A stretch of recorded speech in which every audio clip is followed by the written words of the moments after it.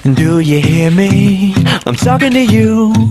Across the water, across the deep blue ocean, under the open sky. Oh my. Nadinig namin sa my YouTube channel again. It's me, Ate Amora. And today is mag-ayusin natin ang buhok. Dahil saman. May tinapa? Ay, sulay natin buhok natin kasi nagmamadali ako. Hindi ko nakasupply yung hair. Asa na itong sako ang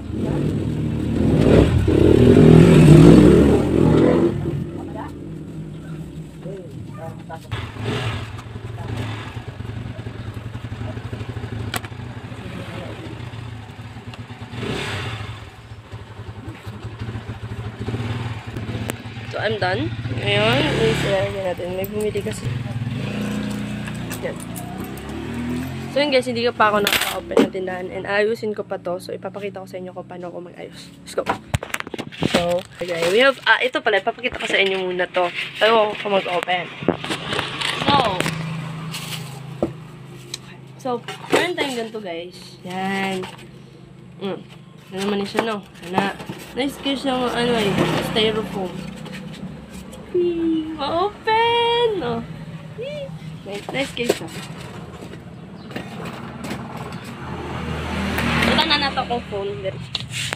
Sale ni Amoy Electric Fan.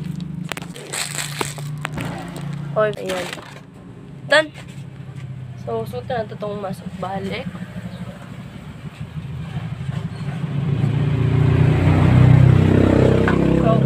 So yun guys, ang atong kanina.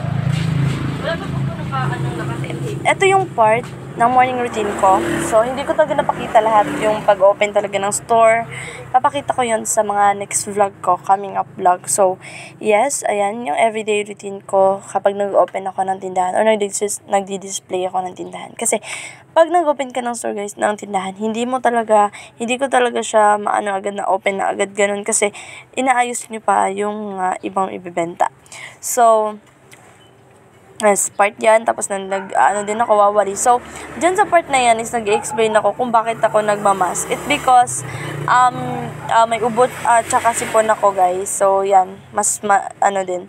Kasi nag-explain ako dyan, mali-mali yung sprain ko. Kaya, binoise ko na lang, ganun. Binoise record, ganun. So, yes, part talaga yan ng morning and everyday routine ng tindahan na nagwawalis talaga. Because, di ba, yung tindahan is parang mas madaming bumibili doon and if it looks more presentable and ganun. So, ayan, naglilinis lang tsaka nagwawalis. Keep watching hanggang sa dulo. Thank you.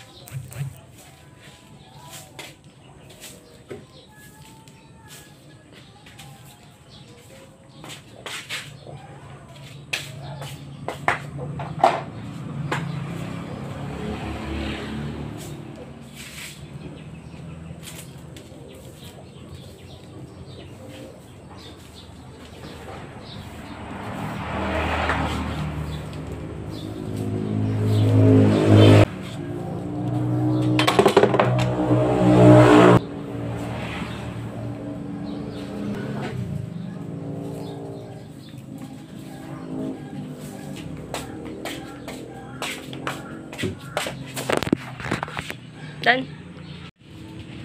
So, ayun tindahan guys. Mama Rose. Then, we have, upuan dyan dalawa. Tapos may mga tinda namin na iba. And we have tindang water and mga canned goods. And then, ito pala, is lilinisan natin to. Lilinisan ko pala.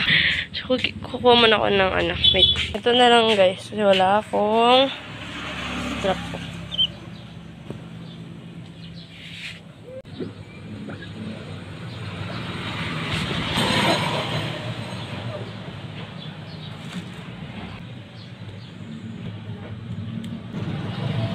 Done!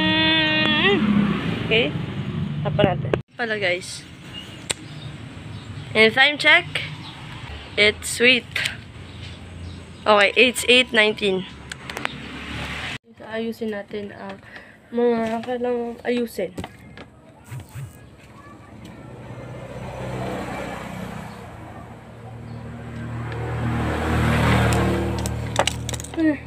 Ay, sulat para tayo ng ano.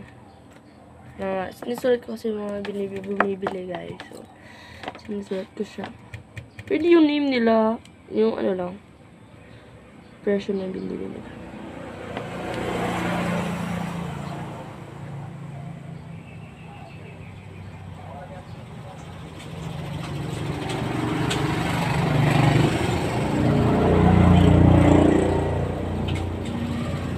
Pabakainin natin si Brownie guys. Let's go.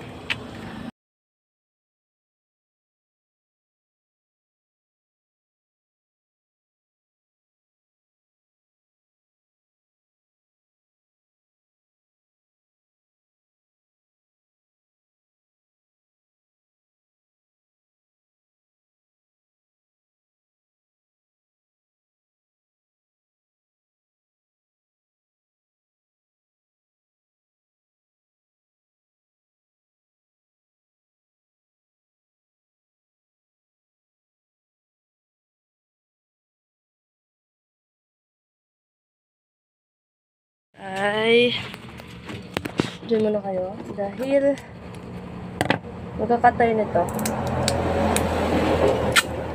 Ay, hindi na pala yan, hindi kakat. So, nasira kasi yung ano, yung isang tinda. Ayusin na yan sa pag-edit, eh. Yes, so nag-alarm kaya na-off yung video. Ako din naman yung nag-edit dito, guys. No, nagpainit ako ng tubig dahil mangangayla ako. Kasi sa bahay, ano na ako ng Milo. Pero, yung ano siya, hindi siya nainom. Nandun na siya sa lamesa. Ininom na yun ng kapatid ko. Alam ko yun.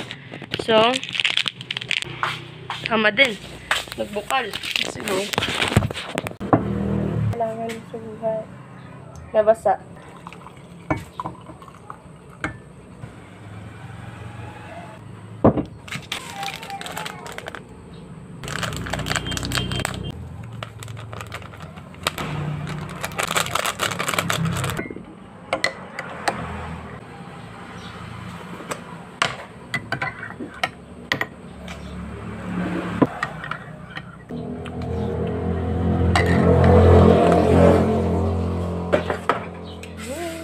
Magtimpla ng Milo. So, mamaya na ulit, guys. Inilinis ko pala yung pagkainan ni Brownie. So, mamaya ulit, guys. Manonood muna ako ng vlog na dinownload ko. So, mamaya na pag kakain ako.